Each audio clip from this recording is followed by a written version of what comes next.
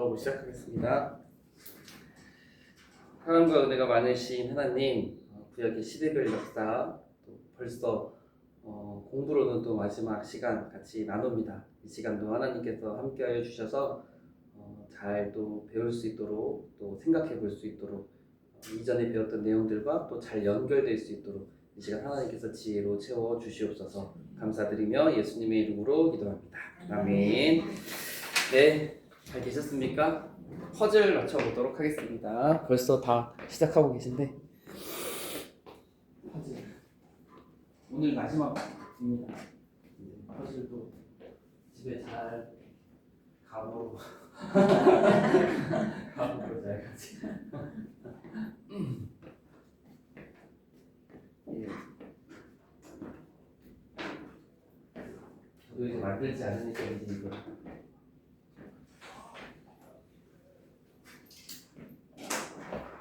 김민희 집사님이 이제 여론조사를 저희 하잖아요. 달라지시잖아요. 담당하시고. 뭐라고 해요? 같이 그거 어떻게 하는지 알려주겠어요. 네, 잘 좀 챙겨주세요. 네. 아니 저희 교사 강습을 계속 하는데 옆에서 망할 것 같아요. 계속 이러셔가지고 시간 잘 하라고 알려주시고. 그 팀을 좀 짜주세요. 목사님 그냥 섭외해서 하라고 하지 말고 그게 생각보다 그냥 내가 하고 말지 이렇게 돼요. 팀? 네. 그러니까 어떤 탤런트하게 한 두세 명 더 목사님 좀 정해주세요. 그러니까 알아서 섭외해서 네. 누구를 해서 해라 이렇게 지금 그냥 준비를? 네. 이게 생각보다 혼자 하기 그냥 이게 같이 할 수 있는 부분이에요. 그쵸. 선물 알아보고 구매도 나눠서 하면 더 좋고 아무래도 책임감이 좀 마음이 좀덜 좀 편하죠. 그래서 몇 명 정해주시면 한 2명, 3명 정도. 네. 저는 좀 그런 부담이 있었어요. 혼자 할 때.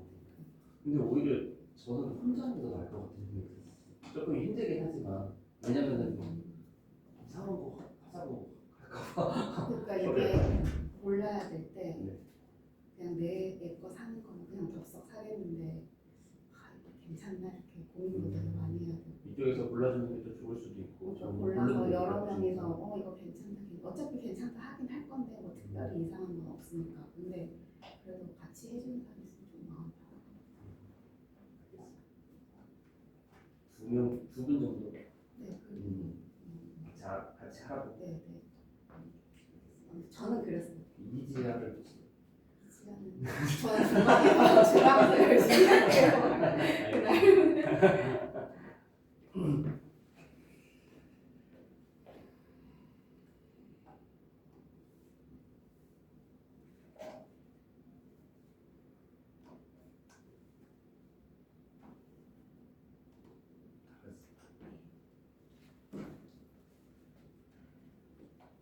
나는 저기 오래 있다가 간 것 같아요. 그래서 네. 그렇죠. 두 분 오늘 문화세요? 그러게요. 연락 있으세요? 다른 몇 번인 것 같은데 조금 늦으시나 봐요.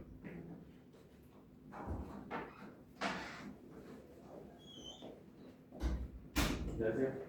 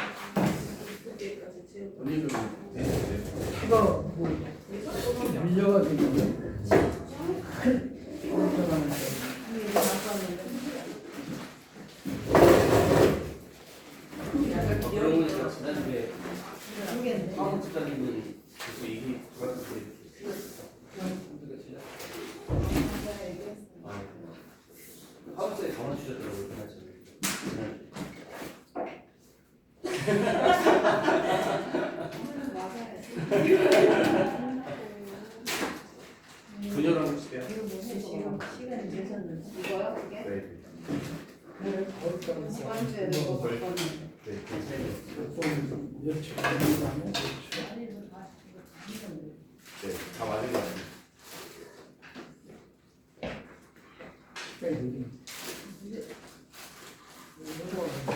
늦었는데 뭐 괜찮니?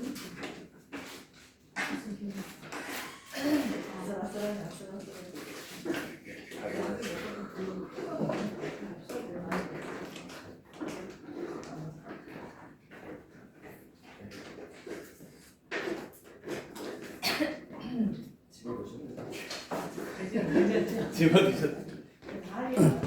네. 아, 잘 하셨습니다. 먼저 그 다음 주에 있는 것부터 먼저 이야기를 하는 게 좋을 것 같아요. 일단 나중에 또 촉박해질 수도 있어가지고 다음 주에 정한 거는 양화집 외국인 선교사 무원으로 되려고 합니다. 근데 이제 시간대가 이 몇 가지 1안, 2안, 막 3안 막 이렇게 생각이 되더라고요. 그래서 왜 그러냐면 가서 이제 관람하는 건 정말 좋은데 더 좋은 건 뭐냐면 안내를 듣는 거거든요. 거기에서 이제 안내를 해주세요. 네, 그래서 해설을 해주세요. 근데 그게 이제 그 시간대가 정해져 있다 보니까 그거를 또 맞춰서 가면은 좀 이렇게 시간이 이렇게 앞뒤로 이렇게 조금 조절을 해야 되는 부분이 있습니다. 왜냐면 안내가 10시에 있어요. 1차 안내가 10시에 있어서 그리고 또 2차 안내는 한 10시 반이나 11시에 있으면 참 좋은데 이렇게 늦게 있어요. 10시 반, 11시가 아니라 11시 30분에 있더라고요. 그래서 이제 앞에 거를 하면 할 수만 있다면 뒤에 이제 스케줄을 하는 데가 되게 좋거든요. 그러니까 2시 안에 다 끝내려고 하고 그래서 10시에 안내를 듣는 게 제일 좋아요. 근데 시간상 아마 쉽지는 않을 수도 있어요. 왜냐면 교회에서 9시 10분에는 출발해야 되거든요. 그래서 아마 그게 부담이 되셔서 그게 힘드시는 분도 있을 것 같다. 일단은 아기들 보내고 괜찮으실까요? 네, 괜찮으세요? 네. 괜찮으세요? 오히려 일찍 가면 저희랑 더 좋아하자. 아, 그래요? 네. 9시 출발해요. 개미형 선생님도 괜찮으세요? 준이는 네 일찍 보시면 아, 그래요? 저희 바로 나오면 아, 그럼 그렇게 그럼 이 성경 공부를 9시에 해도 되는 거였어요? 네. 네. 그건 아니고. 그래도 그게 좋겠네요. 네.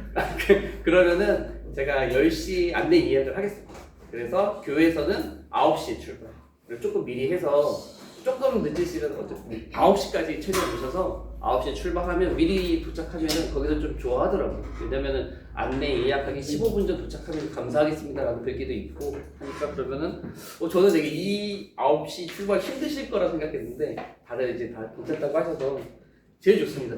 안내를 하고 다음 주 화요일 날 말씀하시는 네네 다음 주에 그래서 다 보고 식사하고 커피까지 해도 2시 안에 좀 여유가 있을 것 같아요. 그럼 그렇게 식사 장소는 거기서 근처에 식사 장소는 그 누구 한 분이 좀 정해 주셔서 코스를 짜면 참 좋겠다 싶은 생각이 거기는 목사님이 자주 가보셨잖아요. 그 동네는 그렇진 않았어요. 그렇지 않아요? 이쪽으로 와가지고 그냥 산막사 쪽에서 먹을까 싶은 생각이 있거든요. 시원하게 냉면 괜찮을까요? 네. 냉면으로? 네네. 그럼 냉면 여기 산막사 신냉면 거기. 네네. 신냉면 맛있어. 제가 정확해요. 네, 제가 준비하겠습니다. 코스를 가지고 짜서. 네, 그렇게 하면 될 것 같고요. 잘 됐네요. 네, 그러면은 오늘 거 공부를 또 들어가 보도록 하겠습니다. 저희가 이제 마지막입니다. 벌써 드디어 뭐 이렇게 할 수도 있는 마지막. 그래서 지난 시간에 포로 시대 부분들도 하고 그 앞부분에는 포로 시대만 한 게 아니라 포로 귀환 시대에 대한 부분들도 조금 간단하게 말씀드리면서 그 다음 시간 마지막 시간 오늘에도 한 번 더 이야기하겠다 그 부분 말씀드린 게 있었죠. 표는 참 이거를 기억해 놓으시면 그래도 조금 유익하리라 많이 생각이 됩니다. 그래서 멸망번호 722랑 586 네. 722는 어디가 멸망한 거예요? 북이스라엘. 북이스라엘이 멸망한 때고 586년은 남유다가 멸망할 때다. 라는 부분 중요한 연도였습니다. 그런데 이제 이 남유다가 멸망하는데 이 남유다가 멸망할 때 이게 이제 3차 포로 시기이면서 남유다가 멸망했다라고 말씀을 드리고 그래서 2차 포로, 1차 포로가 남유다가 멸망하기 전에 두 군데가 있다 라고 하는 부분도 설명을 드렸습니다. 그래서 저 연도도 외우지 않는다고 605년, 뭐 597년 이렇게 돼 있어서 이때 1차 포로, 이때 2차 포로 뭐 이렇게 끌려갔습니다. 그래서 남유다가 멸망하기 전에. 그래서 이제 1차 포로 때 끌려간 주요한 인물, 2차 포로 때 끌려간 주요한 인물들이 있었죠. 그래서 1차 포로 때 끌려간 주요한 인물이 누구였어요? 다니엘.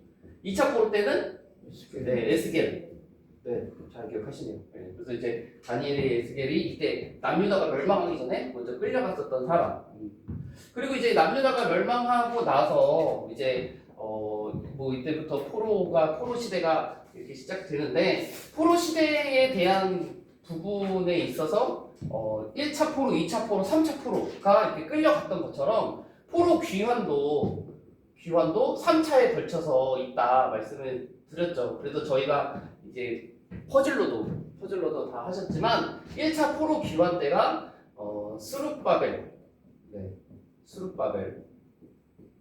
2차 포로 귀환이 누구예요? 에스라.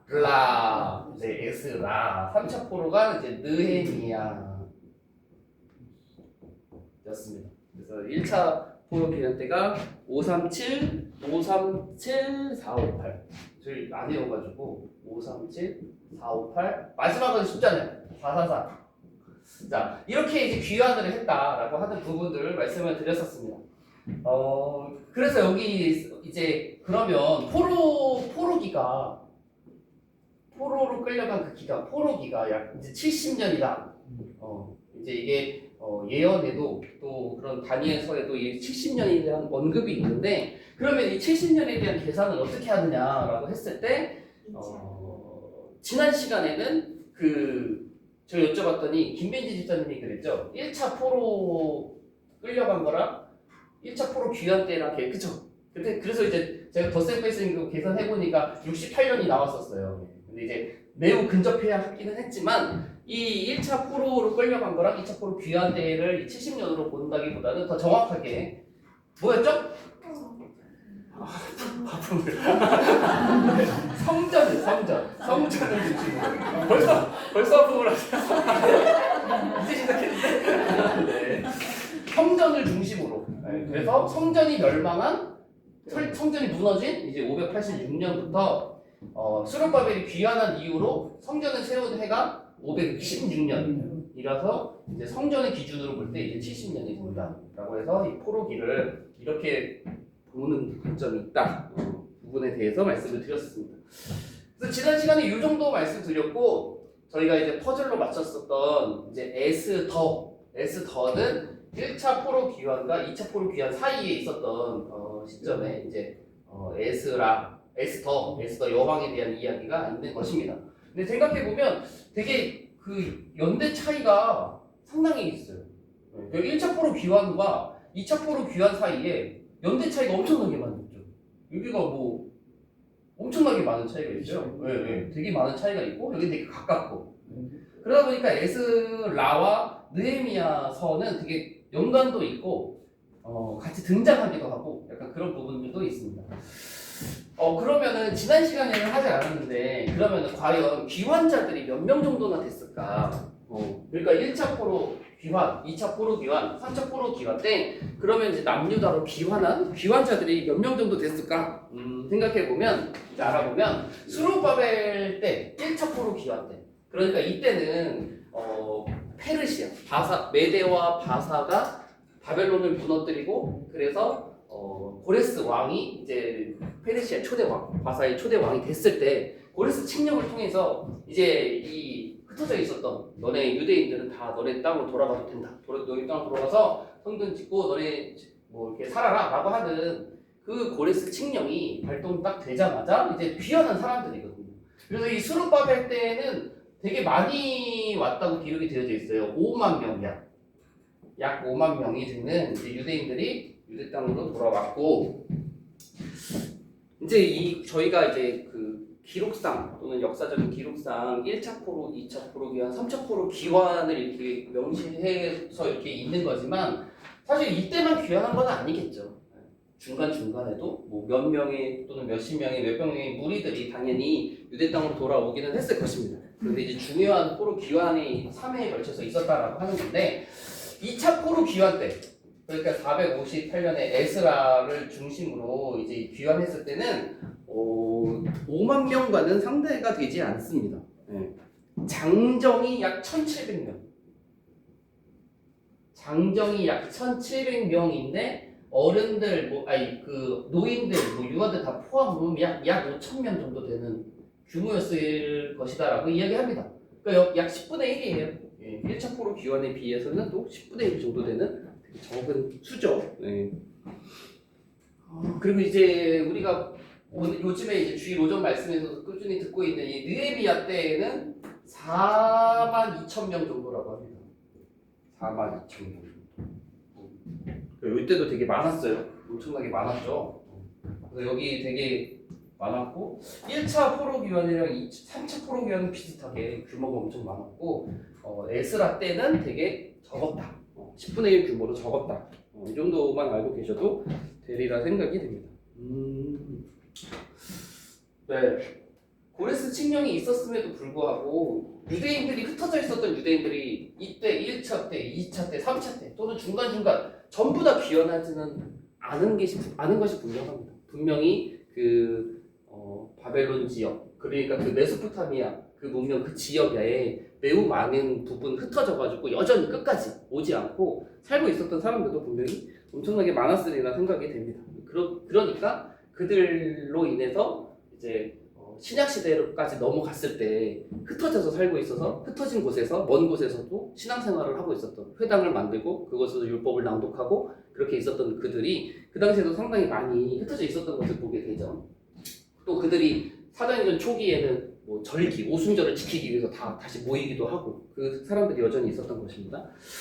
네, 그래서 오늘은 포로 귀환 시대에 있었던 사건들 중에서 특별히 두 인물에 대한 중심으로 이렇게 같이 공부를 하려고 합니다. 그래서 처음에는 에스더, 네, 에스더 여왕 에스더이고, 두 번째는 느헤미야입니다. 에스더서 같은 경우는 아주 유명한 성경이라고 생각합니다. 개인적으로는 에스더서는.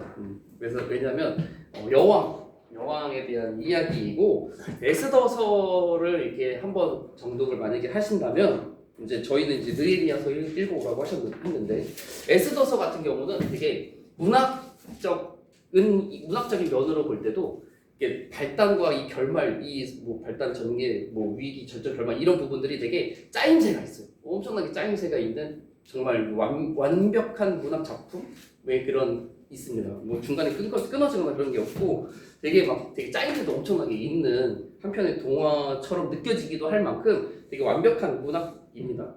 성경입니다. 그러니까 내용이 되게 재밌어요. 내용이 되게 재밌고 또 이게 반전이라고 하는 키워드가 상당히 많이 들어가 있어요. 그래서 뒤바뀌는, 역전되는, 반전이 있는 약간 그런 이야기들이 많이 있기 때문에 되게 재미도 있고 또 특징적인 것도 있죠. 이 에스더서가 가장 특징적인 건 뭔지 아세요? 에스더서만이 성경 중에 이 에스더서만 가지고 있는 특별한 포인트. 에스더서는 특별한 게 있어요. 특별해. 뭔가 정말 특별한 게 있어요. 에스더만의 특별한 거. 에스더만의 특별한 게 뭐냐면 이 단어 또는 이 단어와 비슷한 이게 한 번도 등장하지 않는다는 것입니다. 그러니까 성경에는 다 이 단어가 등장할 수밖에 없어. 성경이니까. 근데 이제 에스더는 이 말이 등장하지 않아요. 이 단어가. 그게 뭘까요? 당연히 등장해야 되는 단어, 성경이기 때문에 등장해야 되는 단어가 에스더에는 단 한 번도 등장하지 않는다는 거예요. 뭘 것 같아요? 네, 하나님, 여호와라고 하는 단어가 한 번도 등장하지 않아요. 에스더서에는. 네. 그래서 이 모르드게가 이제 이 에스더한테 가서 이제 우리를 구원에 대한 이야기를 할 때도 이 하나님으로부터 우리가 하나님의 놀라운 은혜로 또는 섭리로 하나님께서 구원해 주실 것이다라고 이야기하지 않고 우리는 다른 데로 말미암아 노임을 구원을 받게 된다라고 하는 표현도 있는 것처럼 이 에스더서 전체에서 볼 때도 하나님이라고 하는 단어가 한 번도 등장하지 않는 특징이 있습니다. 네, 에스더서 간단하게 그래서 같이 조금 살펴보고자 합니다. 성경을 좀 같이 보시면서 조금씩 나가보도록 하겠습니다. 에스더서의 초반부에는 이 아하수에로 왕이 등장을 합니다. 아하수에로 왕. 이 아하수에로 왕은 세계사에서는 크세르크세스라고도 하고 페르시아의 왕입니다. 페르시아의 왕. 근데 이 페르시아의 왕인 아하수에로가 이 당시에는 이 그리스라고 하는 곳과 전쟁이 엄청 많았어요. 그래서 이 나름대로 넓은 광활한 지역을 이 페르시아가 이미 가지고 있었음에도 불구하고 그리스 지역, 그러니까 시대별 우리 그 사도행전과 바울의 전도여행 공부하신 분 잠깐 머릿속에 떠올려 보시면 그 마게도냐와 아가야 지역 기억나세요? 너무 오래된다. 그 사모드락에서 넘어가지고 막 여기 이게 터키 그 지역이 있고 여기 이렇게 사모드락에서 넘어가지고 마게도냐와 아가야 지역 막 이렇게 있어가지고 여기 마게도냐 여기 아가야 지역, 아무튼 지도 열심히 그렸었는데 그 아가야 지역에 그리스가 있습니다. 그 중심 도시가 아가야 지역에 있어요. 그러니까 지금 바사와 그 페르시아는 이쪽을 어느 정도 막 거의 막 광활하게 엄청 차지했고 이 그리스 지역은 이제 여기에 있습니다. 근데 이제 이 그 그리스 지역과 이 페르시아 지역 간에 전쟁이 엄청나게 있었습니다. 그래서 뭐 되게 세계사적으로도 유명한 살라미스 해전 막 이런 것들이 그 당시에 있게 되는데 이 아하수에로가 왕으로 등극한 다음에는 이 그리스 지역까지 집어삼키고자 하는 야욕이 있었습니다. 근데 결과적으로는 실패. 그리스 지역이 이기게 됩니다. 근데 이제 아무튼 그 전쟁을 앞두고 그 학자들이 이렇게 이야기하는 거예요. 에스더서 1장에 있는 아하수에로가 크게 펼친 엄청나게 성대하게 한 이 잔치가 아마도 그 전쟁을 앞두고 백성들과 군사들의 사기를 끌어올리기 위해서 한 잔치였을 것이다. 이렇게 보는 부분들이 있습니다.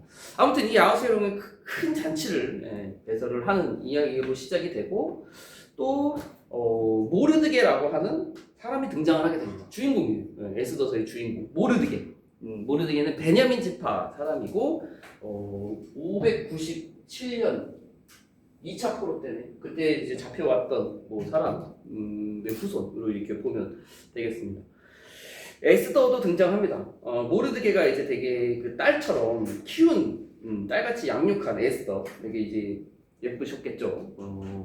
근데 이제 결과적으로는 이 에스더가 왕후가 됩니다. 원래 왕후였던 와스티가 이제 폐위가 되는데 이제 왕의 눈에 들지 못했고 신하들이 그거를 이제 이야기하게 돼서 결국 에스더가 왕후가 되죠. 그리고 이 한 가지 이 사건들이 다 짜임새 있게 맞물려서 돌아가는데 2장 후반부에는 왕을 구하는 모르드게가 기록이 되어져 있습니다. 근데 이것도 이제 대충 넘어가면 안 되는 게 나중엔 이게 또 퍼즐에 맞춰가지고 또 이렇게 흘러가게 되거든요. 모르드게가 이제 왕을 구하는 이야기, 왕을 이제 죽이려고 하는 그런 사건이 있잖아요. 그래서 이제 2장 후반부에 보면 모르드게가 대궐문에 앉았을 때에 문을 지키던 왕의 넷이 21절입니다. 빅단과 데레스 두 사람이 원한을 품고 아하수에로 왕을 암살하려는 음모를 꾸미는 것을 이 모르드게가 간파하고 이제 에스더한테 이야기를 해가지고 이것이 이제 궁중일기 기록됐다. 나중에 나옵니다.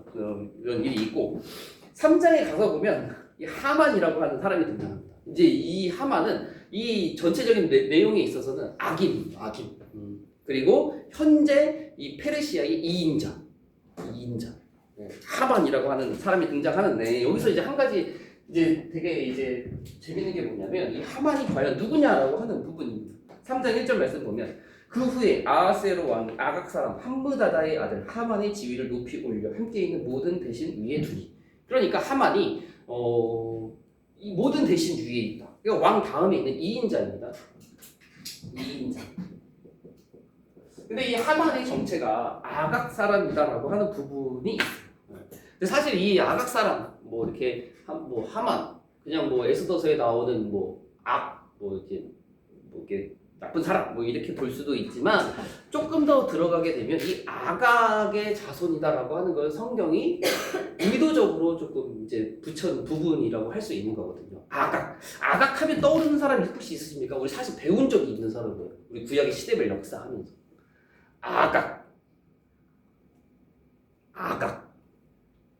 아각이 어디서 나오냐면 통일 왕국 시대 때 사울과 관련돼서 나온 사람. 사울과 관련돼서 아각. 사울이 큰 두 가지 범죄했던 거 기억나시죠? 첫 번째는 사무엘을 기다리지 않고 제사를 드린 게 큰 범죄였고, 두 번째는 아말렉 족속을 진멸하지 않고 왕이랑 좋아 보이는 것들을 가지고 온 것이 두 번째. 그러니까 순종이 제사보다 낫고 그 얘기 나오는. 그때 그 아말렉 사람의 왕 이름이 아각이었어요. 생각이 나실 수도 있어요. 근데 그 아각의 후예가 바로 요 하만이다라고 하는 거죠. 그러니까 이제 그 부분이 조금 이제 생각해 보면 여기까지 왜 왔는 이유가 있어요. 지금 아까 모르드게와 하만 그리고 사울과 아각. 이제 여기가 과거고 여기가 지금 현재인데 아까 이제 모르드게가 제가 베냐민 지파 말씀드렸죠. 베냐민. 사울도 어디 지파냐면 베냐민 지파. 여기 아각과 하만은 아말렉 사람 왕. 그리고 여기 이제 이 하만. 그러니까 이 구도가 통일왕국 시대 때 있었던 이 대립 구도가 여기 포로 귀환 시대, 엄청나게 시간이 많이 지난 이 시대에도 이 후손들을 통해서 이 대립 구도가 이제 한 번 더 있게 된다라고 하는 부분은 재미있습니다. 이 부분이 있고, 자, 근데 이 하만이 이 모르드게에게 악감정을 품게 됩니다. 왜냐면 다 막 저기한테 절을 해요. 여기 높은 사람이니까. 그런데 이 모르드게가 절을 하지 않죠. 그랬더니 하만이 유대인들을 진멸해야겠다. 이 모르드게만 이렇게 해치워서는 안 되겠다. 이 민족들까지 한꺼번에 다 싹 죽여야겠다라고 하는 계획을 세우게 됩니다. 근데 이제 한편으로는 이제 이런 부분들이 이제 연관지어서 볼 수도 있는 거죠. 자, 그래서 조서를 씁니다. 이게 하만이 아무리 대단한 사람이기는 하지만 한 사람 뭐 죽이는 게 아니라 이 민족을 진멸시키는 것이기 때문에 하만의 힘으로 할 수가 없어요. 그래서 왕한테 허락을 구하게 되는데 어떻게 조서를 쓰냐면 3장 부분에 보면 한 민족이 그 법률이 만민의 것과 달라서 왕에게 무익합니다 라고 하는 그런 조서를 씁니다. 3장 8절 하만이 아하수의 왕이 아래되 한 민족이 그 유대인이라고 말하는 거죠. 왕의 나라 각 지방 백성 중에 흩어져서 거하는데 그 법률이 만민의 것과 달라서 왕의 법률을 지키지 아니하오니 용납하는 것이 왕에게 무익하니이다. 왕이 옳게 여기시거든 조서를 내려 그들을 진멸하소서. 결국 이게 허락이 되어서 이제 유대인들을 다 죽이기로 하는 것입니다. 그래서 날짜를 잡는데 부르라고 하는 제비뽑기 방법으로 날짜를 잡아요. 근데 그 날이 12월 13일 하루 동안 유대인들을 각 지역에서 한꺼번에 진멸하기로 계획을 짰다라고 하는 것입니다. 자, 위기가 점점 고조되고 있죠. 자, 그랬더니 이제 4장에 모르드게가 이 사실을 알고 자기의 옷을 찢고 1절입니다. 굵은 베옷을 입고 죄를 뒤집어 쓰고 성중에 나가서 대성통곡. 이제 다 죽게 된다. 큰일 났다라고 하는 거를 이제 한 거죠. 그랬더니 에스더가 이 사실을 결국 알게 됩니다. 근데 이제 참 여기서 주의 깊게 보면 재밌는 게 뭐냐면 그 중학교 때 혹시 그 연애 편지 쪽지 주고받아 본 적 있으십니까? 이렇게 막 있으세요? 이렇게 적어가지고 딱 자기가 직접 주기 좀 그러니까 어떤 친구한테 통해서 이렇게 전달해줘라. 저 때는 그런 로망이 있었습니다. 아무튼 저 때도 저랑 비슷한 나이 좀 계신데 아무튼 그랬었어요. 근데 약간 요 느낌이 그 느낌이에요. 그러니까 하만이 에스더를 직접 만날 수가 없어서 어떤 이제 그 중간다리한테 이렇게 편지를 주고 에스더한테 전달하고 에스더도 또 그 중간다리한테 전달해가지고 모르드게 오고 이게 번갈아 가면서 서로의 이제 대화를 하는 부분 내용입니다. 그래서 이 결과적으로는 어떻게 이야기를 하냐. 모르드게가 에스더한테 이야기를 이렇게 이야기를 합니다. 네가 지금 왕후의 자리를 얻은 것이 이때를 위한 것이 아니냐. 왕한테 가서 이야기를 하라 라고 하는 이야기입니다. 그랬더니 14장 13절 모르드게가 글을 시켜 이게 중간다리죠. 에스더에게 회답하되 너는 왕궁에 있으니 모든 유다인 중에 홀로 목숨을 건지리라 생각하지 말라. 이때에 내가 만약 잠잠하여 말이 없으면 왕에게 말하지 않고 가만히 있으면 유다인은 다른 데로 말미암아 아까 부분이죠. 말미암아 노임과 구원을 얻으려니와 너와 내 아버지 집은 멸망하리라. 네가 왕후의 자리를 얻은 것이 이때를 위함이 아닌지 누가 알겠느냐 하니 에스더가 모르드게에게 회답하여 이르되 또 중간다리가 있었죠. 당신은 가서 수산에 있는 점점점 하면서 이제 우리가 잘 알고 있는 그 에스더의 고백 죽으면 죽으리다 하고 이제 왕에게 나아가겠습니다 라고 하는 이야기를 네 그랬더니 이제 나갑니다. 그랬는데 왕이 이제 이 당시에 법이 있어요. 무슨 법이냐, 왕이 부르지 않았는데 먼저 왕 앞에 나아가면 사형. 무섭죠. 말을 할 수가 없어. 그러니까 이제 왕 앞에 왕이 이렇게 먼저 이렇게 부르지 않았는데 내가 먼저 이제 왕의 눈에 띄거나 왕 앞에 나아가면 죽어야 되는. 그러니까 이제 에스더가 자기 왕후임에도 불구하고 갈 수 없다. 근데 이제 가죠. 이제 서성이는 느낌이죠. 그랬더니 왕이 포를 내밀어가지고 귤을 내밀어가지고 이제 죽지 않게끔 한 다음에 이야기를 듣게 되는데 에스더가 뭐라고 얘기하냐면 하만을 죽이에 하만 저 죽일러 그러면서 우리 민족을 구원해달라 하지 않고 잔치를 베풀 테니 잔치 자리에 하만과 같이 오십시오라고 이렇게 이야기를 합니다. 지혜가 있는 것 같아요. 그랬더니 이제 잔치를 베풀고 그래서 하만이 옵니다. 그래가지고 하만도 같이 잔치 자리에서 이제 먹고 마시는 이야기가 잠깐 있어요. 그 다음에 하만의 이야기가 뭐냐면 5장 9절 말씀에 보면 하만이 마음이 기뻐요. 정말 좋은 거예요. 왜 좋겠어요? 지금 왕후가 이렇게 해가지고 잔치를 베풀었는데 아무도 초대하지 않았고 2인자인 딱 자기만 불러가지고 이제 이 잔치를 베푸니까 너무 기분이 좋은 거예요. 그래서 5장 9절 그날 하만이 마음이 기뻐 즐거이 나오더니 모르드게가 대궐문에 일어나지도 아니하고 몸을 움직이지도 아니하는 것을 보고 매우 노합니다. 난 기분 너무 좋은데 모르드게 만나니까 기분이 되게 나빠. 이거 어떡할까 했더니 이거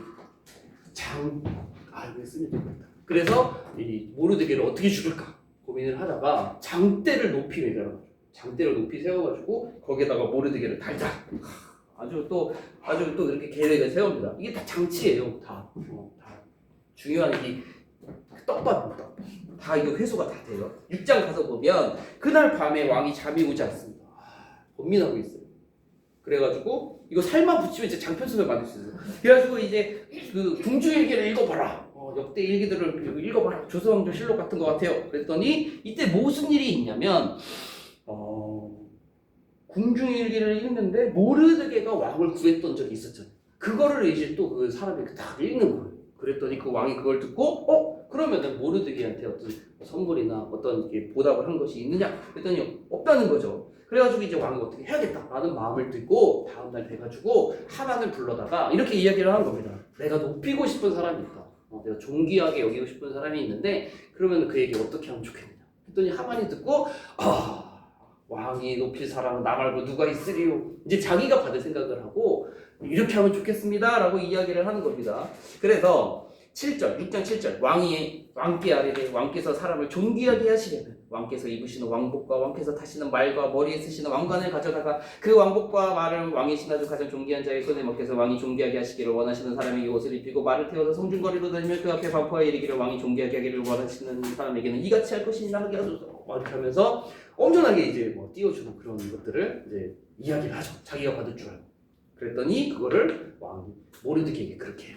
그래서 하만이 그 말을 끌어요. 그 말을 끊어 되게 비천한 자리에 가게 되고 모르드게가 엄청나게 존귀하게 여김을 받게 되는 일이 벌어지게 되는 것입니다. 자, 그래서 여기서 또 한 가지 중요한 이야기가 또 이어집니다. 10절 가서 보면 하만이 6장 11절 하만이 왕복과 말을 가져다가 모르드게의 옷을 입히고 말을 태워 성중거리로 다니며 그 앞에서 반포하되 왕이 존귀하게 하시기를 원하는 사람에게는 이같이 할 것이니라 하니라. 하만이 그렇게 그 일들을 하고 나서 지금 엄청나게 지금 충격을 받았잖아요. 그리고 나서 집에 왔어요. 여기서 중요합니다. 또 다시 대궐문으로 돌아오고 하만은 범례하여 머리를 싸고 급히 집으로 돌아와서 자기가 당한 모든 일을 그의 아내 세레스와 그의 모든 친구에게 말하네. 그중 지혜로운 자와 그의 아내 세레스가 이르되 모르드게가 과연 유다 사람의 후손이면 당신이 그 앞에서 굴욕을 당하기 시작하였으니 능히 그를 이기지 못하고 분명히 그 앞에 엎드러지리다. 이제 막 큰일 났다. 이제 지혜로운 자가 말하는 거예요. 아까 우리 모사 생각해 보세요. 압살롬의 모사, 아이도벨, 다윗의 모사, 후세였습니다. 아이도벨의 계략에 실패하고. 아무튼 그 모사가 지혜로운 자가 이야기해 주는 거예요. 너 지금 유다 잘못 건드렸다. 그 사람 유다 사람인데 잘못 건드렸다. 너 지금 패하기 시작해가지고 결국 너 이기지 못한다. 엎드러질 것이다. 라는 이야기가 이제 암시적으로 탁 주어지게 되고 말이 끝나자마자 두 번째 잔치, 에스더가 청했던 그 두 번째 잔치 하만을 급히 데리고 가게 돼요. 어떻게 할지도 못하고. 자, 7장 가서 보면 그 에스더가 드디어 이 잔치 자리에서 하만의 계략을 고발을 합니다. 이제 큰일 난 거죠. 자, 6절, 7장 6절. 에스더가 이르되 대적과 원수는 이 악한 하만이니이다 하니 하만이 왕후 앞에서 두려워하거늘 왕이 노하여 일어나서 잔치 자리를 떠나 왕궁 후원으로 들어가니라. 하만이 일어서서 왕후 에스더에게 생명을 구하니 이는 왕이 자기에게 벌을 내기로 결심한 줄 알미니라. 이제 하만이 이제 깜짝 놀라요. 이제 충격에 빠져가지고 이제 나는 큰 벌을 받겠구나. 자, 근데 8절. 왕이 후원으로부터 잔치 자리에 돌아오니 하만이 에스더가 앉은 걸상 위에 엎드렀거늘 왕이 이르되 저가 궁중대 앞에서 왕후를 강간까지 하고자 하는가 하니 이 말이 왕의 입에서 나오는 무리가 하만의 얼굴을 싸더라. 그러니까 이 하만이 왕후 에스더한테 살려달라고 간청하는 그 모습을 보고 후원에서 돌아온 왕이 저가 궁중에서 왕후를 강간까지 하는가라고 하는 이야기거든요. 근데 이제 사실 이 모습을 생각해 보면 그 모습은 아니었을 거예요. 근데 이제 어떻게 보냐면 학자들 중에 어떤 사람들은 왕이 하만을 아예 제거하기로 마음을 굳혔다. 그래서 이 법을 이 죄를 뒤집어 씌워가지고 큰 죄를 더 뒤집어 씌워가지고 아예 죽이기로 결정한 모습인 것 같다라고 이렇게 보는 부분들도 있습니다. 그래서 이제 주위에 있던 그 사람들이 이제 하만의 머리를 감쌌다. 그러니까 이제 우리 조선시대나 이 드라마 같은 거 생각해 보면 포대기 같은 걸로 이제 얼굴을 이제 탁 감싸가지고 이제 사형수도 약간 그런 느낌 있잖아요. 포대기 싸가지고 질질 끌려가는 약간 그런 모습입니다. 자, 그랬더니 여기서 이제 한 가지 떡밥이 회수가 됩니다. 이게 제가 좀 소설처럼 이야기해도 좀 감안하고 들으세요. 왕이 9절, 7장 9절. 왕이 모신 내시 중에 하루 보다가 왕에게 아뢰되 왕을 위해 충성된 말로 고발한 모르드게를 달고자 하여 하만이 높이가 50규빗 되는 나무를 준비하였는데 이제 그 나무가 하만의 집에 섰나이다. 왕이 이르되 하만을 그 나무에 달라 하매 모르드게를 매달려고 한 나무에 하만을 다니 왕의 노가 그칩니다. 그러니까 이 하만이 모르드게를 달려고 집에 장대를 높이 세웠었어요. 근데 그 장대에 누가 달려요? 하만이 달리게 됩니다. 이 역전이 여기 하나씩 딱 등장을 하게 됩니다. 자, 이제 유다 사람들이 구원을 얻을 길이 이제 열리게 됐습니다. 이제 좋은 일이 있어야 되는데 이게 이 법이 있어요. 나라의 법. 이 나라의 법이 참 지금으로는 상상하기 힘든 법입니다. 그러니까 일단 우리가 한 가지 알고 있는 법이 뭐예요? 왕이 부르지 않았는데 먼저 나가면 사형이다. 근데 이제 왕이 아까 전에 유다 사람들을 진멸하기 위한 하만이 그 조서를 내민 거에 도장을 찍잖아요. 근데 이 페르시아의 법이 무엇이냐면 하기로 왕이 도장을 찍은 그 법이 있으면 그 법을 물을 수가 없다는 거예요. 우리 같은 경우는 그 잘못된 법이고 그래서 이거는 바꿔야 되고 하지 말아야 되면 없던 일로 하자 할 수 있잖아요. 없던 일로. 그런데 이 법은 그 당시의 법은 없던 일이 안 된다는 거예요. 그럼 어떻게 해야 됐어요? 어떻게 해야 이 유다 사람들을 구원할 수 있을까? 그러니까 이 법은 이미 발동이 돼서 법을 지킬 수밖에 없어요. 그러니까 그 12월 13일에 페르시아 사람들 군사들이 유대인들을 죽이고자 하는 사람들이 유대인을 공격할 수밖에 없는 법은 이미 발효가 돼가지고 그건 해야 되는 거예요. 그걸 취소를 못한다는 거예요. 그럼 어떻게 하면 유대인들을 구할 수 있을까? 여기서 어떻게 되냐면 유대인들을 구원하기 위한 법은 유대인들이 그 공격해오는 사람들, 법을 지키기 위해서 공격해오는 사람들한테 반격을 해서 스스로의 몸을 보호하고 그들을 죽일 수 있다라고 하는 거셉 조서에 도장을 찍는 거예요.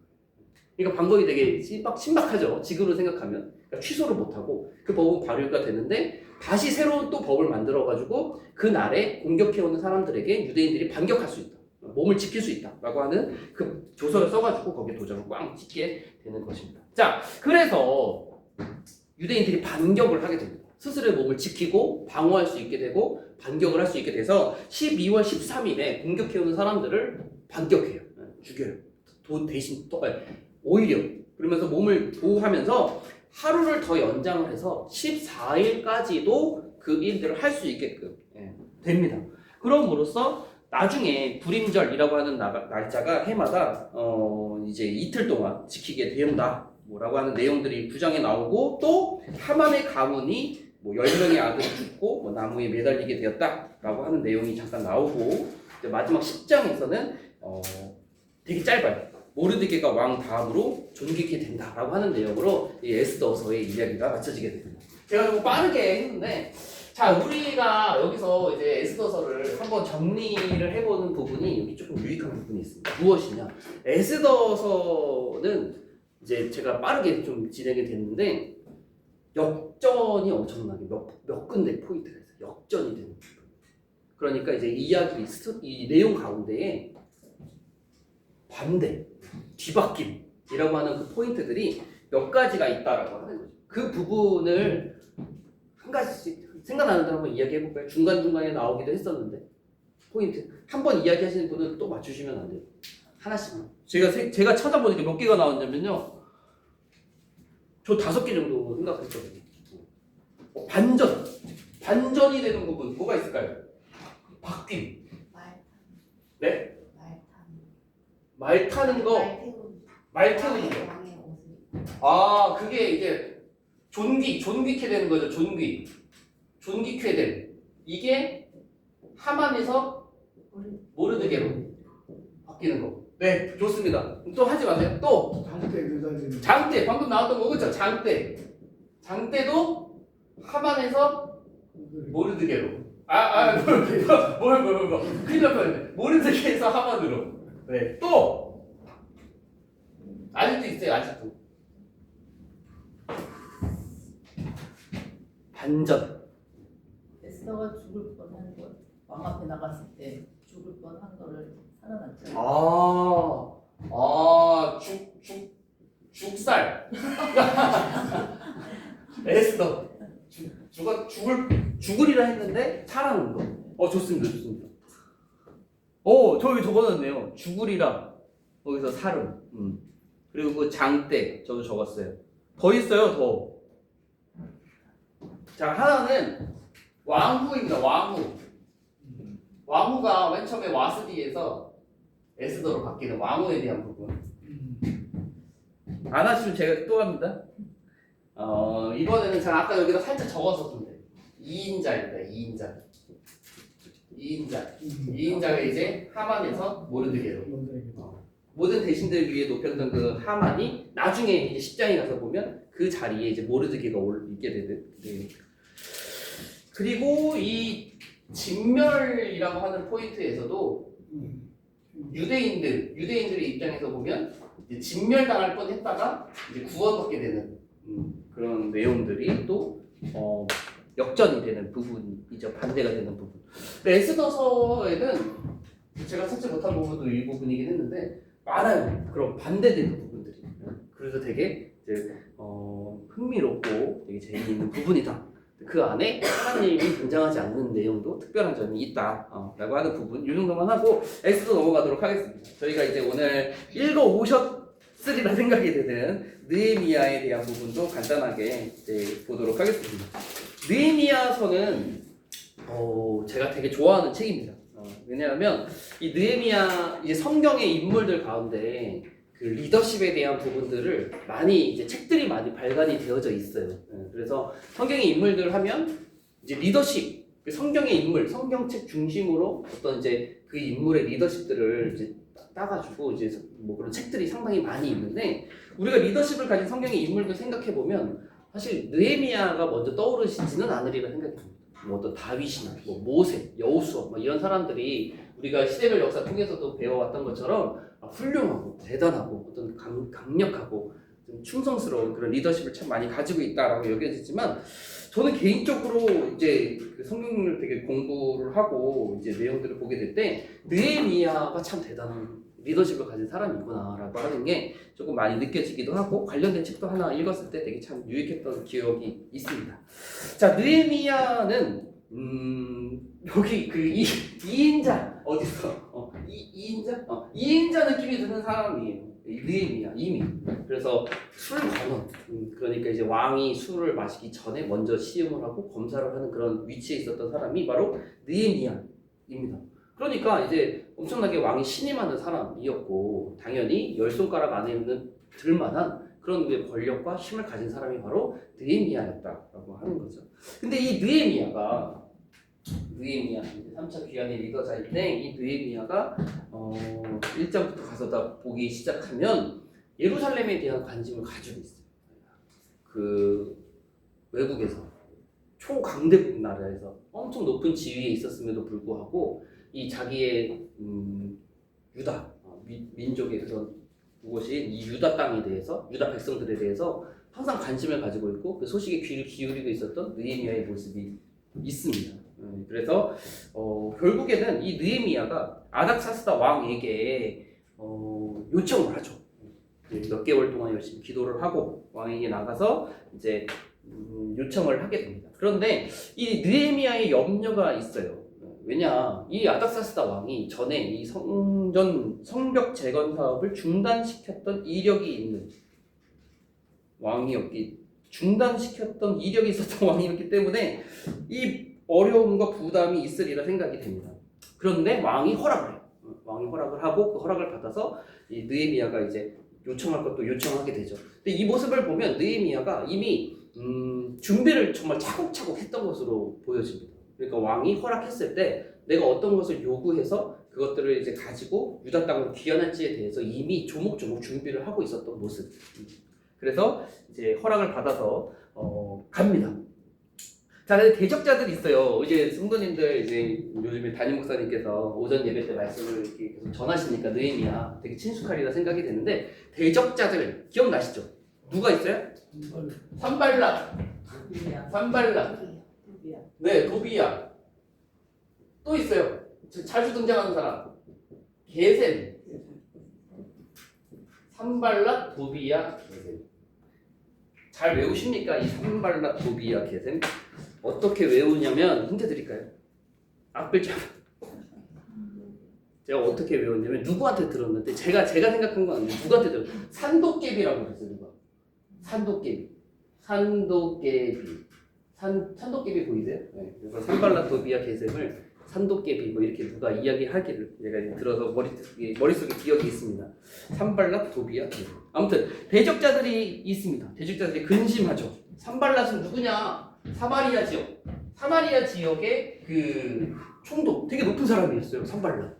그래서 우리 지도 드디어 이제 진짜 오랜만에 지도 한번 보시면 지도권에 보시면 여기에 그 므낫세 에브라임 요단강 서편 지역 서므낫세와 그 에브라임 지역이 그 당시에는 이제 사마리아 지역이 되는데 그 사마리아 지역의 총독 되게 높은 사람이 바로 산발락입니다. 영향력 있는 사람이었어요.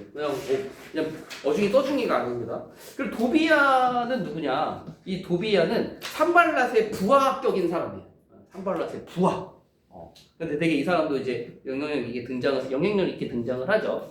게셈은 아라비아 사람 게셈. 근데 여기도 상당히 또 지배 계층 이었던 사람 이렇게 이야기를 합니다. 그러니까 이 사람들이 그만큼 이 남유다 지역, 유다 지역의 성벽을 예루살렘의 성벽을 쌓고 그들이 이제 그 나름대로 힘을 얻게 되는 것에 대해서 근심할 수밖에 없었던 또 정치적인 이유가 분명히 있었던 거죠. 자기네들의 입지가 그만큼 약해지게 되는 거니까. 자, 그래서 이제 이 느헤미야가 이렇게 와가지고 유다 땅에 예루살렘에 귀환을 해가지고 사람들이 없을 때 밤에 이렇게 노선과 이걸 타고 또 이렇게 막 시찰하기도 하고 그런 내용들이 있다가 결국 성벽을 세우자라고 이제 2장에서 이야기를 하게 됩니다. 그래서 사람들이 일어나 건축하기로 결심을 하고 3장에 보면 엄청나게 많은 이름들이 등장을 하게 되는데 성벽을 세운 사람들이고 성벽을 42구역으로 나누어서 성벽을 세우기로 성벽을 세워 나아갑니다. 근데 이제 4장부터 보면 이 성경의 구조가 참 짜임새가 있어요. 그래서 1차적인 외부의 문제, 이 성벽을 세우고자 할 때 외부적인 문제가 있었다라고 하는 거죠. 그래서 4장 말씀에 보면 높이가 절반에 이르니까 이제 이 산발라 도비아 게셈 이 사람들이 너네 공격하겠다 라고 하니까 반은 일하고 또 반은 경계를 하고 또는 한 손으로는 일을 하고 한 손에는 병기를 잡았다 라고 이렇게 말씀을 하면서 또 이렇게 되게 힘들었겠지만 또 이렇게 외부의 문제들을 또 감당하면서 또 넘어가게 되고 5장에 가서 보면 내부의 문제가 발생하게 됩니다. 그래서 이제 얼마 전에 이 말씀이 있었던 부분이기도 한데 유다 민족들끼리 고리대금 높은 이자를 받게 되는 거예요. 근데 이제 우리 성도님들 이제 최근에 담임 목사님 말씀이니까 이제 기억이 나시리라 생각이 됩니다. 유다 동족끼리 이자 받으면 돼요, 안 돼요? 안 돼요. 율법에 이미 신명기 이 율법에 이미 너네 동족끼리 이자 받지 말아라 라고 하는 말씀이 있었어요. 그럼에도 불구하고 유다 사람들끼리 이자를 서로 받는데 그 이자도 그냥 대충 이자가 아니라 엄청나게 막 점점 불어나는 보리대금이라고 할 만한 그런 이자를 서로 받았다고 하는 것입니다. 그래서 막 자녀를 팔기도 하고 막 그런 힘든 문제가 있었죠. 그래서 느헤미야가 너네 이자 받기를 그쳐라 이렇게 분명하게 이야기하는 내용도 5장에 있었습니다. 자, 지금 이제 말씀이 이제 6장 부분이죠. 외부의 문제가 또 발생을 하게 됩니다. 이제 성문 문짝만 남고 이제 거의 다 완성이 됐어요. 그랬더니 이 6장 내용이 참 재밌습니다. 지금 요즘에 저희가 이제 주일에 말씀 이제 들은 거죠. 산발락과 도비야와 6장 1절 아라비아 사람 게셈, 산도게 그 나머지 원수들이 내가 성벽을 건축하여 허물어진 틈을 남기지 아니하였다함을 들었는데 그때는 내가 아직 성문에 문짝을 달지 못한 때였더라. 그러면서 이 사람들이 만나자. 우리 일본어 같은 이 오노 평지, 일본어인 줄 알았죠? 오노 평지, 오노 평지에서 만나자 4회 만나자 막 이렇게 편지를 보내는데 그것이 이제 죽이려고 하는 것임을 이제 이 느헤미야가 간파하는 내용이 있고 또 그 다음에는 봉하지 않은 편지를 보냈다라고 하는 것은 이제 그 편지를 전달하는 사람들이나 그 주변 사람들이 편지를 열어볼 수도 있는 내용. 그래서 이제 막 되게 거짓된 내용들이 막 적혀 있잖아요. 느헤미야가 막 반역을 하려고 한다, 느헤미야가 뭐 왕이 되려고 한다, 막 그런 내용들, 그러니까 거짓 소문들을 퍼뜨리려고 하는 그런 내용들. 그리고 스마야 선지자 제사장 스마야의 거짓말 기억나시죠? 성전 안으로 느헤미야 너 지금 암살하려는 계획이 있으니까 나랑 같이 성전 안으로 피신하자 라고 하는 그 스마야의 또 매수된 스마야가 이제 느헤미야한테 이렇게 이야기하는 거를 느헤미야가 또 간파를 해요. 그래서 나와 같은 사람은 성전에 들어갈 수 없다라고 분명히 이야기를 하면서 이제 또 마치죠.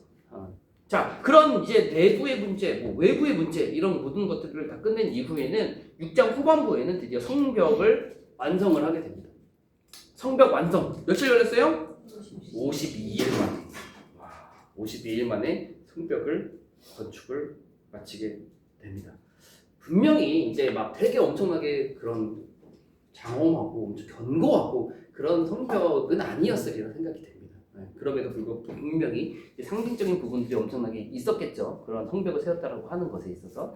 자, 그 다음에 7장에 가서 보면 인구 조사를 합니다. 그래서 포로에서 돌아온 사람들, 그래서 이제 그런 명단들을 조사하는 부분이 있어요. 귀한 자들의 가문, 명부 뭐 이런 것들을 계수하는 내용들 있고, 자 8장부터 10장에 가서 보면 이제 종교 개혁에 대한 부분이 있습니다. 그러니까 이 느헤미야가 성벽을 완성하고 성벽을 건축하는 것만 한 게 아니라 이 유다 사람들, 귀환한 유다 사람들, 그들의 이제 그 자녀들, 그 자손들에게 이제 종교 개혁을 하는 거예요. 하나님의 법, 그 율법, 그리고 하나님의 백성으로서의 삶을 분명하게 가르치고 또 결단하기로 하는 그런 종교 개혁을 8장부터 10장까지 이렇게 이어서 하게 됩니다.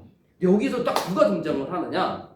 에스라가 등장을 하게 됩니다. 그 에스라는 바로 2차 귀한 리더자였던 그 사람. 그 에스라가 등장해서 이 그 종교 개혁에 대한 그 말씀을 낭독하는 부분이 있어요. 그래서 8장 4절 말씀 보면 그때에 3절부터 읽을게요. 수모나 광장에서 새벽부터 정오까지 8장 3절입니다. 남자나 여자나 알아들을 만한 모든 사람 앞에서 읽음에 뭇 백성이 그 율법책에 귀를 기울였는데 그때 학사 에스라가 특별히 지은 나무 강단에 서고 그의 곁 오른쪽에 선 자는 마띠야와 스마야 아나야와 뭐 이렇게 하면서 이 에스라가 등장을 해가지고 종교 개혁을 같이 이끌어 나아가는 그런 부분들이 이제 8장 부분에 이어지게 됩니다.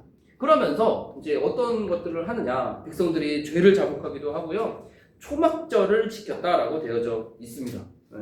그래서 이 초막절은 출애굽 시절에 이제 이스라엘 백성들이 그 광야 시절 하면서 이제 초막을 지으면서 뭐 이렇게 텐트를 치면서 했던 그런 것들을 초막절을 지키게 되는 건데 7월 15일부터 22일 동안 일주일 동안 이제 초막절을 지켰다. 라고 하는 부분이 있고, 그리고 죄를 자복하면서 7월 24일에는 신앙의 새로운 결단을 하기로 이제 이스라엘 백성들이 결단을 하는 거죠. 그러니까 성벽을 다 건축하고 나서 이스라엘 백성들이 함께 모여서 학사 에스라와 함께 느헤미야가 이스라엘 백성들에게 이제 종교 개혁을 일으키는 거죠.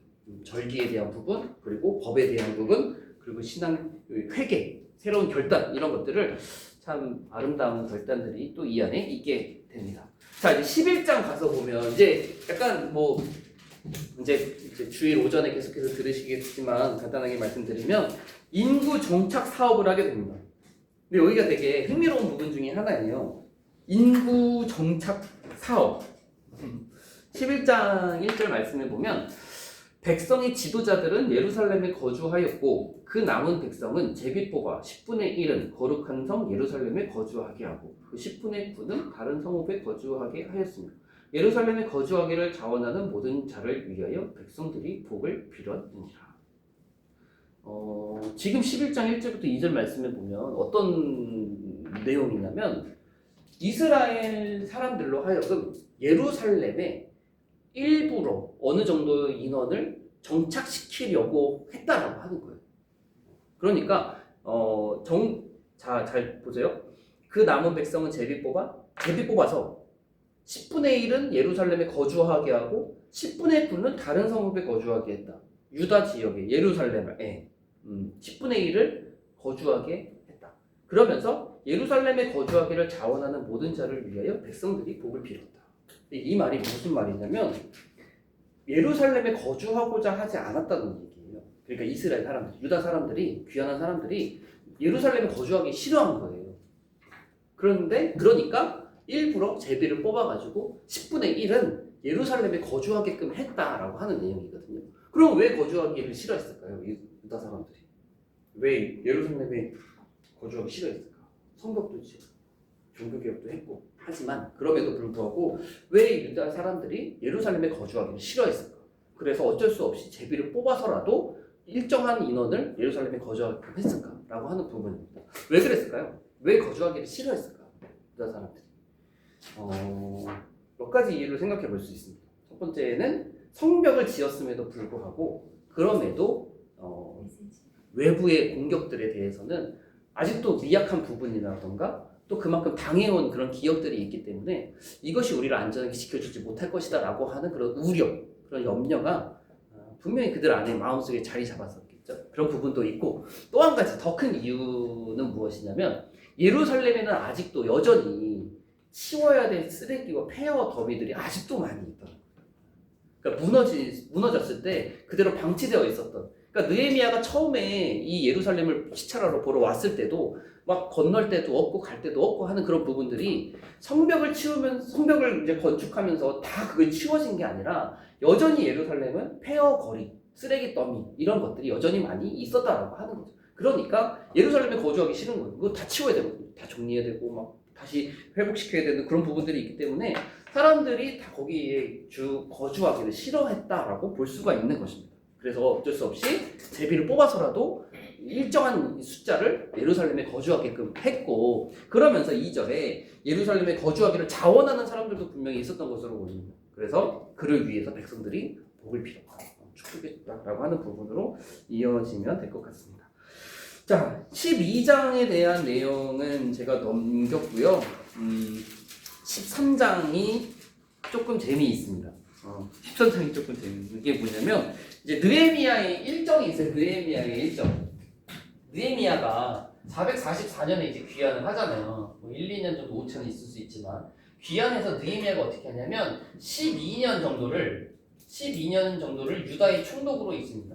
유다 총독으로 머물면서 성벽도 재건했고 또 그 안에서 이제 활동도 하고 백성들도 가르치고 있다가 이 12년이 지난 후에 다시 페르시아로 귀환을 합니다. 페르시아. 아닥사스다 왕한테 이제 처음에 일정 얘기했잖아요. 그래서 다시 돌아오겠다. 그래서 허락 받아가지고 유다 온 거잖아요. 페르시아로 가는데 페르시아에 갔다가 다시 유다로 와요. 근데 요 기간, 여기 페르시아에 갔다가 다시 유다로 돌아온 요 기간이 1년에서 3년 정도로 봅니다. 1년에서 3년 정도. 그러니까 느헤미야가 유다 총독으로 와서 12년 동안 유다를 다스리다가 페르시아로 다시 돌아갔고 페르시아에 갔다가 다시 유다로 돌아오는 기간까지 1년 정도에서 3년 정도로 보는 거예요. 그래서 약 2년 그 정도로 학자들이 봅니다. 그래서 이제 13장 제가 그 부분에 느헤미야가 부재 중 약 2년 때 생긴 일들과 돌아와서 지금 이렇게 적어놓은 게 바로 이런 내용이에요. 자, 종교개혁, 성벽도 완성하고 종교개혁도 하고 인구조사도 하고 유다를 이렇게 새롭게 하고 이렇게 잘 하고 있는데 느헤미야가 페르시아에 다녀오는 동안 약 2년 정도 자리를 비웠더니 유다 안에 연약함들이 발생했다는 거죠. 그게 바로 13장의 내용입니다. 느헤미야의 개혁 이후에 느헤미야가 부재 중일 때 이제 유다 땅에 그런 연약함들, 어려움들이 생긴 거예요. 그래서 그런 내용들 가운데 성전의 방 이거는 뭐냐면 13장 4절부터 이전에 우리 하나님의 전을 방을 맡은 제사장 엘리야십이 도비야와 연락이 있었으므로 도비야를 위하여 한 큰 방을 만들었다. 그러니까 엘리야십 제사장이 그 반대 세력이었던 이 도비야, 이 주일에 담임 목사님께서도 말씀하셨는데 이 도비야가 유다 사람들과 막 친히 인척관계 막 이렇게 혈연관계들을 좀 맺는 그런 이야기입니다. 도비야와 연락이 있어가지고 도비야를 위해서 성전 안에다가 방을 있다는 거예요. 방을 내줬다는 거예요. 도비야의 방을. 그래가지고 그곳은 원래 제사장들에게 주는 뭐 여러 가지 것들을 두는 곳인데 6절 그때에는 내가 예루살렘에 있지 아니하였느니라 바벨론은 아닥사스다 32년에 내가 왕에게 나아갔다가 며칠 후에 왕에게 말미를 청하고 점점점 그 내용입니다. 이제 자리에 없었을 때 자기가 그래서 이제 느헤미야가 이제 화가 나는 거죠. 그래서 8절 내가 심히 근심하여 도비야의 세간을 그 방 밖으로 다 내어 던지고 명령하여 그 방을 정결하게 하고 하나님의 전에 그릇과 소재물과 유향을 다시 그리로 들여 놓았느니라.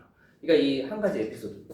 그러니까 제사장의 연약한 타락, 약간 그런 부분들이 있었다라고 하는 것이고 두 번째 10절 말씀에 보면 레위인의 몫에 대한 부분입니다. 내가 또 알아본즉 레위 사람들이 받을 몫을 주지 아니하였으므로 그 직무를 행하는 레위 사람들과 노래하는 자들이 각각 자기 밭으로 도망하였기로 내가 모든 민정들을 꾸짖어 이르기를 그러면서 이제 너희들이 하나님께 이제 제물을 바치고 그것으로 이제 제사장들이 그것을 자기의 식물로 삼아가지고 살아가는 그것을 잘 감당하게 해라. 레위인의 몫을 제대로 줘라 라고 하는 부분 이제 두 번째 그 내용이고 세 번째는 안식일에 대한 부분입니다.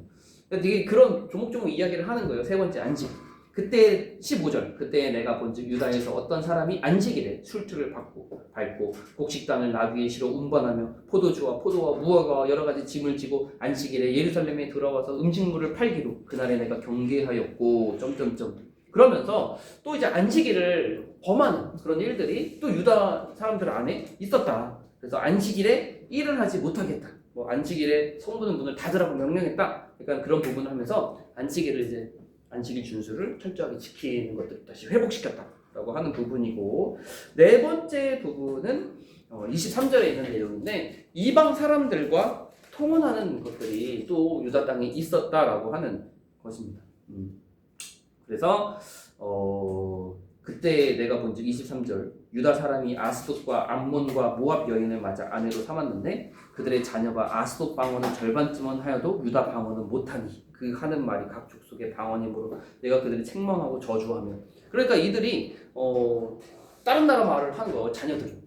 근데 유다 말을 하지 못하고 그런 모습들을 보고 원래 이방인과 통화하면 안 되잖아요. 그래가지고 이 느헤미야가 책망합니다. 그래서 25절 내가 그들을 책망하고 저주하며 그들 중 몇 사람을 때리고 그들의 머리털을 뽑고 이때 너희는 너희 딸들을 그들의 아들들에게 주지 말고 너희 아들들 점점점 머리털 받고 흔들었다. 머리털 잡고 이렇게 흔들었겠죠. 참 이게 생각하면 또 여러 가지 일이 있어가지고 아무튼 자 이 느헤미야가 그래서 이 네 가지 부분에 있어서 분명하게 다시 회복시키는 내용으로 13장이 맞춰지게 됩니다. 네, 오늘 공부는 여기까지입니다. 그래서 포로 귀환 시대가 어떤 일들이 있었나, 특별히 이제 귀환에 대한 내용들, 그리고 특별히 그 중에서 에스더 왕후에 대한 이야기와 느헤미야 총독에 대한 이야기들을 같이 나눠보게 됐습니다. 우리가 포로 시대에는 70년이라고 하잖아요. 포로 시대, 포로 기간 70년. 그리고 분열왕국 시대 몇 년인지 기억 안 나는데 상당히 됐었고, 통일왕국 시대 120년. 막 이렇게 점점점 거슬러 올라갈 수 있잖아요. 그러면 우리 포로 기환 시대에 몇 년 정도로 예상해 볼 수 있을까? 사실 여기에 다 나와져 있는데요. 포로 귀환 시대에는 대체적으로 그냥 100년 정도다 생각하시면 될 것 같아요. 저도 오늘 아침에 살짝 봤는데 637년부터 444년까지를 보더라도 거의 뭐 100년 되잖아요. 또 조금 덜 되지만 근데 이제 유다로 느헤미야가 갔다가 돌아오고 뭐 이렇게 13년 뭐 이렇게 있으면서 이 기간 딱 해보면 대체적으로 430년 되기 때문에 한 100년 정도가 포로 귀환 시대 정도 생각하면 되겠구나 이렇게 여기시면 되리라 생각이 됩니다. 그래서 제가 내년 전반기 봄에 하는 내용도 앞부분에 대한 이제 아수르 제국부터 시작해가지고 북이스라엘 멸망시키는 아수르 제국 멸망 뭐 바벨론이 부흥해가지고 남유다 멸망시키는 내용들 그리고 여기서부터 바벨론 멸망하고 페르시아, 바사, 메데가 새겨지는 나라 이야기들 이렇게 쭉 가면서 본격적인 내용은 400년대 정도부터 중간사 이야기가 시작이 되거든요. 그래서 그 부분들을 제가 조금 여기까지 준비하다가 요즘에 여름 성경 해가지고 정신이 없어가지고 준비는 지금은 못하고 있는데 아직 많이 남았으니까 조금씩 준비하려고 하고 있습니다. 네, 올해 이게 공부는 여기까지입니다. 그래서 이제 끝났고 다음 주에는 아까 이야기 말씀드린 대로 9시까지 부지런하게 저도 교회 평소에 9시 정도 오긴 하거든요. 오후 9시까지 오셔가지고 같이 한꺼번에 같이 이동해서 양화진 외동이 선교사도 또 가고 단합도 하고 식사도 하고 카페도 가고 그래서 2시까지는 교회 도착하는 걸로 일정을 짜보도록 하겠습니다. 내년이래. 가을 학기 이제 안 들으신 분도 계시고 들으신 분도 계시는데 가을 학기는 사도행전과 바울의 전도 여행이라고 하는 제목으로 가을 학기 공부가 있습니다. 가을 학기는 가을 학기 안 들으신 분들은 기대도 해주시고 같이 공부도 같이 할 수 있으면 좋을 것 같습니다. 네, 제가 기도하고 마치겠습니다. 사랑과 은혜가 많으신 하나님, 2026년 봄 학기 구약의 시대별 역사 성경 공부 같이 잘 나눌 수 있도록 배워 나아갈 수 있도록 생각해 볼 수 있도록 은혜를 주셔서 감사를 드립니다.